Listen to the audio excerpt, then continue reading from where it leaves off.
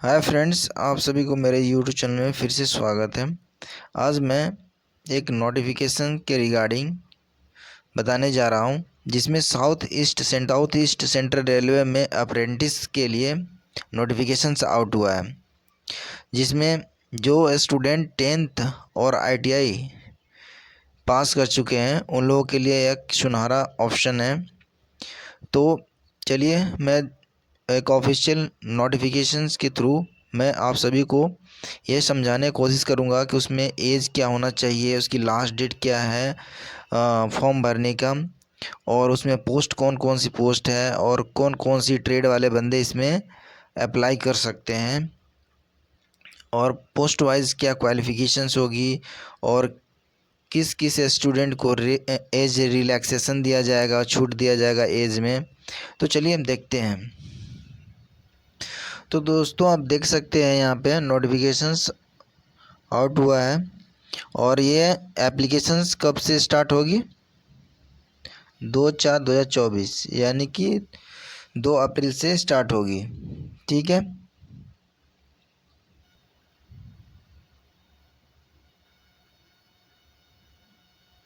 अब यहाँ पे देख सकते हैं सभी का पोस्ट वाइज अलग अलग बांटा हुआ है। तो सबसे पहले मैं बताता हूँ DRM ऑफिस रायपुर डिविजन्स में कितने पोस्ट किस किस ट्रेड के लिए आया हुआ है, उसके बारे में मैं डिस्कस करता हूँ। तो आप देख सकते हैं यहाँ पे फर्स्ट में जो है वेल्डर के लिए आप UR में देख सकते हैं 65 है, EWS में तुम्हारा 16 है, और OBC में 44 है, AC में 24 है, ST में 12 है, और टोटल जो है 161। ठीक है। PWBD और एक्स सर्विसमैन के लिए अलग अलग दिया हुआ है। ठीक है, एक अलग अलग कैटेगरी से बटा हुआ है। टर्नर का 22 है UR के लिए, EWS के लिए 5 है, और OBC के लिए 15 है, और AC के लिए 8 है, और ST के लिए 4 है, और टोटल अगर देखा जाए तो ऑल ओवर कितना है 54 है। तो आप ये सब नोटिफिकेशन देख सकते हैं, बट मैं इसमें शॉर्ट में बताऊंगा क्योंकि वीडियो लॉन्ग हो जाएगा। तो इसमें क्या है कि सभी ट्रेड वाइज मैं बस ये बता देता हूँ कि कौन कौन सी ट्रेड के लिए बंदे इसमें अप्लाई कर सकते हैं। तो आपको पहले में मैंने बता दिया वेल्डर है, और सेकेंड में क्या है टर्नर का बंदे जो टर्नर से जो ITI किए हैं वो भी अप्लाई कर सकते हैं, फिटर वाला कर सकते हैं। ठीक है। फिर इलेक्ट्रीशियन वाला कर सकते हैं, फिर स्टेनोग्राफर, इसमें इंग्लिश टाइपिंग है। ठीक है। तो इसमें इंग्लिश टाइपिंग वाले बंदे जो 10th हैं किए हैं वो सब अप्लाई कर सकते हैं। ठीक है। अब यहाँ पे स्टेनोग्राफर हिंदी जिसको टाइपिंग आता है वो भी कर सकता है। कंप्यूटर ऑपरेशंस एंड प्रोग्स एंड असिस्टेंट, ठीक है, ये पोस्ट है एक अलग। फिर हेल्थ एंड सैनिटरी इंस्पेक्टर के रूप में जो भर्ती होना चाहते हैं, जो हाइजीन से करके आते हैं ना, हेल्थ असिस्टेंट के रूप में, हेल्थ असिस्टेंट या हेल्थ यहाँ पे, लेकिन यहाँ पे असिस्टेंट नहीं बनाया जाएगा, इंस्पेक्टर बनाया जाएगा। जो डिप्लोमा करके आते हैं ना बाहर से, जो सिविल से जिसके पास डिग्री होती है, या टेंथ के बाद भी जो करते हैं, उन लोग ये अप्लाई कर सकते हैं। यहाँ पे अगला पोस्ट है मैकेनिस्ट हो गया, इसके बाद मैकेनिक डीजल्स, ठीक है, इसके बाद मैकेनिक रिफायरिंग एंड एयर कंडीशनर, ठीक है, कर सकते हैं। इसके mechanic auto, electrical and electronics, ये सब पोस्ट हैं। तो आप इसके लिए देख सकते हैं मैं किस पोस्ट के लिए एलिजिबल हूँ, और उसके अकॉर्डिंग आप अप्लाई कर सकते हैं फॉर्म, और उसके अकॉर्डिंग ही आप तैयारी स्टार्ट कर सकते हैं। तो चलिए अब देखते हैं अगले पोस्ट क्यों। टोटल कितनी पोस्ट के लिए था? 300, एक मिनट। DRM ऑफिस रायपुर के लिए कितनी थी ये? टोटल थी UR के लिए 339, EWS के लिए 83, और OBC के लिए 232, और SC के लिए 125, और ST के लिए 65, और टोटल अगर मिला दिया जाए तो ऑल ओवर तो कितना हो गया 844। ठीक है। अब आगे जो है वो क्या है, वेगन रिपेयर शॉप रायपुर के लिए जो ये भर्ती जो है उसमें क्या क्या है, क्या क्या ट्रेड चाहिए, तो उसके लिए चाहिए फर्स्ट जो है वो है फिटर। फिटर के लिए आप देख सकते हैं क्या है, फिटर वाले बंदे कर सकते हैं, वेल्डर कर सकते हैं, machinist, turner, electricians, computer operator and प्रोग असिस्टेंट, ठीक है, स्टेनोग्राफर, हिंदी एंड इंग्लिश, ये सब के लिए है, ठीक है। मतलब जस्ट लाइक है, सेम है, ऊपर में जो मैंने बताया सेम है। अब यहाँ पे देख सकते हैं टोटल कितना पोस्ट है, 269 पोस्ट के लिए टोटल है, ठीक है। अब रही बात कि इसमें एजुकेशन क्या की ज़रूरत है, एजुकेशन क्वालिफिकेशन की क्या ज़रूरत है, और उसमें क्या क्या एजुकेशन चाहिए पोस्ट वाइज भरने के लिए, उसके बारे में मैं डिस्कस करने जा रहा हूँ। तो इसमें आप देखेंगे यहाँ पे फर्स्ट में ए में जो दिया है, must have passed 10th class examinations under 10+2 system of educations और its equivalent with minimum 50% aggregate marks. मतलब मिनिमम जो क्वालिफिकेशन जो रिक्वायरमेंट है उसमें 10th होना चाहिए, अगर 10+2 है तो और बेटर है। सेकेंड जो दिया हुआ है ऑप्शंस, वो दिया है must have past ITI course in relevant trade from recognised institutions. मतलब 10th के साथ साथ ITI का डिग्री होना चाहिए जो जो पोस्ट के लिए आप अप्लाई करना चाहते हैं, ठीक है।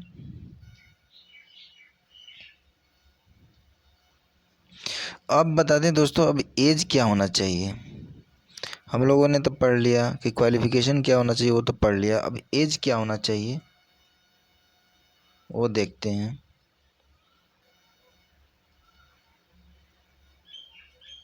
तो एज जो है क्या होना चाहिए,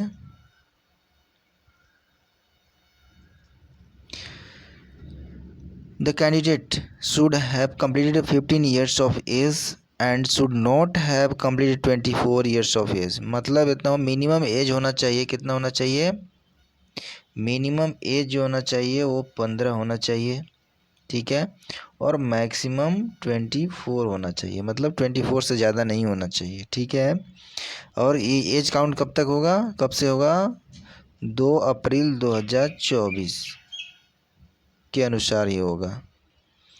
और इसमें दिया हुआ है the upper age limit is relaxations by the 5 years of SC/ST candidates and 3 years of OBC and 10 years for ex serviceman and PWBD candidate के लिए है। मतलब ये इसमें क्या है कि यानी कि SC/ST यानी कि उसमें कितना देगा, 5 year, यानी कि SC/ST के लिए जो है वो 29 year, ठीक है, SC/ST के लिए है। और OBC के लिए कितना, 27 year मैक्सिमम। और एक सर्विसमैन के लिए 10 साल यानी कि 34 year तक कर सकते एक सर्विसमैन वाले। और PWBD वाले भी 34 year तक कर सकते हैं। मतलब हुआ क्या कि SC/ST वाले बंदे 29 years मैक्सिमम उन लोग को होना चाहिए, इससे ज़्यादा नहीं होना चाहिए, इससे कम होना चाहिए। मिनिमम कितना होना चाहिए, 15 साल। और OBC वालों के लिए मैक्सिमम एज कितना होना चाहिए, 27, और मिनिमम 15 साल, ठीक है। और एक सर्विसमैन है जो दूसरे सर्विस से छोड़कर आए हैं, उसको एक सर्विसमैन के कोटा जो लेना चाहते हैं, PWBD वाले जो स्टूडेंट हैं उन लोगों के लिए मैक्सिमम 34 और मिनिमम 15 होना चाहिए, ठीक है। तो ये थी एज, ठीक है।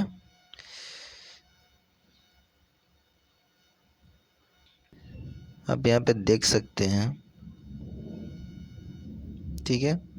इसमें लिखा हुआ selected candidates will be engage as apprentice and they will be undergo apprentice training for a periods 1 year for each trades. They will be paid stipend during the training as per the rules of railway boards. मतलब ये कह रहा है कि जब selection हो जाएगा candidate को तो 1 year के लिए एक अप्रेंटिस के लिए वो भेजा जाएगा, ठीक है। उस समय स्टाइपेंड के रूप में दिया जाएगा, पूरी सैलरी नहीं आएगी उस टाइम में। एंड मतलब 1 साल के लिए भेजा जाएगा, इंगेज करके रखेगा। और 1 साल के बाद जो पूरी सैलरी मतलब आना स्टार्ट होगा, लेकिन उस टाइप में जो स्टाइपेंड के रूप में जो दिया जाएगा, मान लो 10,000 12,000 जो भी दिया जाएगा स्टाइपेंड के रूप में वही दिया जाता है, सभी जगह का जो वैसे जो जॉब में होता है, जो उसको ट्रेनिंग पीरियड में होता है, पूरे सैलरी किसी को नहीं मिलती है, ठीक है। अब देखो सेकंड 4 नंबर में है criteria for preparing merit list in the selections, मतलब सिलेक्शन पाने के लिए क्या क्या चाहिए क्राइटेरिया वो देख लो। इसमें दिया हुआ है, क्या दिया हुआ है, the following criteria are prescribed for preparation of merit in the selections, ठीक है। Taking the average of the percentage age marks obtained by the candidates in the both matriculations with the minimum 50% aggregate marks and ITI examination giving equal weightage to both railway establishment rules, इतना ठीक है। इसके अनुसार से बनाया जाएगा, ठीक है। एज अगर किसी का ज़्यादा है तो उसके अनुसार से उसको बनाया जाएगा, ठीक है। और मैट्रिकुलेशंस एंड आईटीआई के एग्जामिनेशन जो भी हुए हैं उसके बेसिस पे वेटेज मार्क्स के बेसिस पे बनाया जाएगा, ठीक है। अब रही बात कि इसमें सिलेक्शन होने के लिए मेडिकल एग्जामिनेशंस क्या क्या होंगे, अब उसके बारे में डिस्कस करता हूँ, ठीक है। अब रही मेडिकल एग्जामिनेशंस, तो मेडिकल एग्जामिनेशंस में क्या होगा, इसमें कह रहा है कि Selected candidates may be advised to bring a medical certificate at the times of document verifications in the prescribed performa as per Apprenticeships Act 1961 and para 4 of the Apprenticeships Rules 1992 as amended from a time to times, ठीक है। The medical certificate should be signed by the government authorise doctor, gazette doctor होना चाहिए, not below the rank of assistant surgeon in central and state hospitals.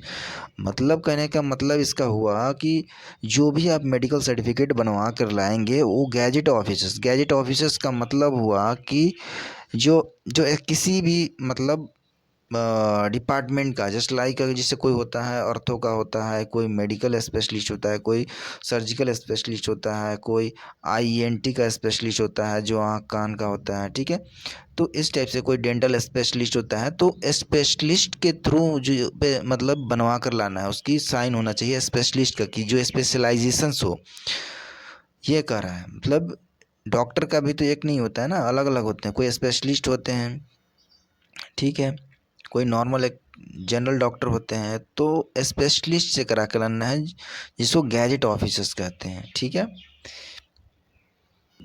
अब बात करते हैं ex serviceman वाले student के बारे में। तो आप यहाँ पे देख सकते हैं एक्स सर्विसमैन, ठीक है। Ex servicemen candidates selected under the reservations of 10% provided for them are to be placed in the appropriate category via URS SC, ST and OBC to which they belong. Reservations to ex-servicemen, their children and children of armed forces personnel will be for apprenticeships as per details mentioned below, ठीक है। और children of deceased and disabled ex-servicemen including those killed and disabled during the peace times, and B जो है children of ex-servicemen, C children of serving jawans, and D children of serving officers ex-servicemen। इसका मतलब क्या हुआ, मतलब इसका मतलब ये हुआ कि जो बंदा कोई सर्विस में था, ठीक है, वो पीस टाइम में कहीं वार में हो गया या किसी अन्य मतलब कोई इंसिडेंट में उसकी डेथ हो गई और उसके बच्चे जो हैं वो 10th करके ITI किया है, तो उन लोगों के लिए इसमें कहा जा रहा है कि उन लोग के स्पेशल 10% की कैटेगरी दिया जाएगा। और जो एक सर्विसमैन ऑलरेडी हैं, जैसे मान लो कोई एक फ़ौज में भर्ती है और उसको किसी कारण से वो उसकी हाथ पैर कोई प्रॉब्लम हो गई या हाथ पैर कट गई, ठीक है, तो उसमें क्या होता है कि कैटेगरी दे दिया जाता है, उसके बाद उसको डिस्चार्ज कर दिया जाता है आर्मी से, उसको उसमें रिजर्वेशन मिलती है। तो वैसे बंदों के लिए जो एक्स सर्विसमैन हैं जो रिजर्वेशन कोटा से आए हुए हैं, मतलब कहीं पहले नौकरी कर रहे थे वहाँ से उसको डिस्चार्ज कर दिया गया है, तो उस बंदे के लिए इसमें कहा गया है उसको 10% दिया जाएगा, ठीक है। अब इसमें दिया गया है दोस्तों कि last date for receipt of application, last date कब है, तो मैं बताना चाहता हूँ कि ये एप्लीकेशन जो है 2 अप्रैल से स्टार्ट हो चुकी है, ठीक है। और इसकी जो लास्ट डेट है वो है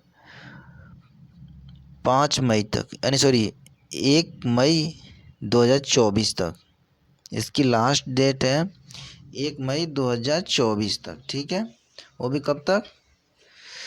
12 बजे तक। अब देख सकते हैं यहाँ पे 12 बजे तक है।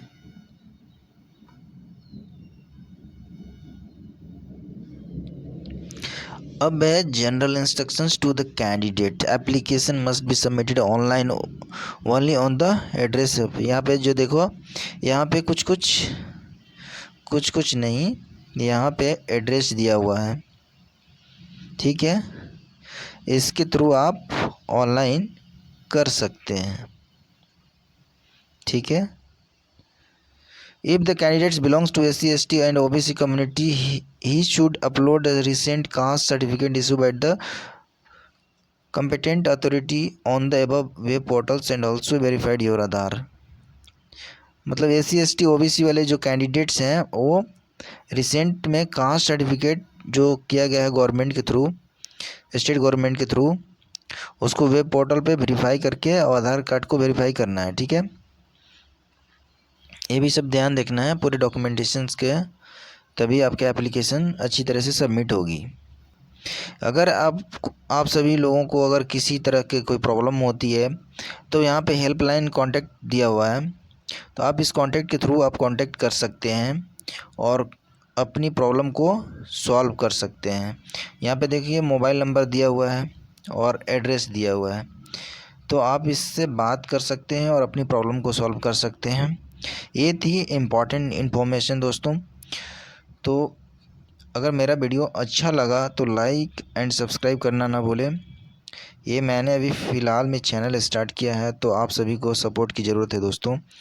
Okay, bye bye and take care.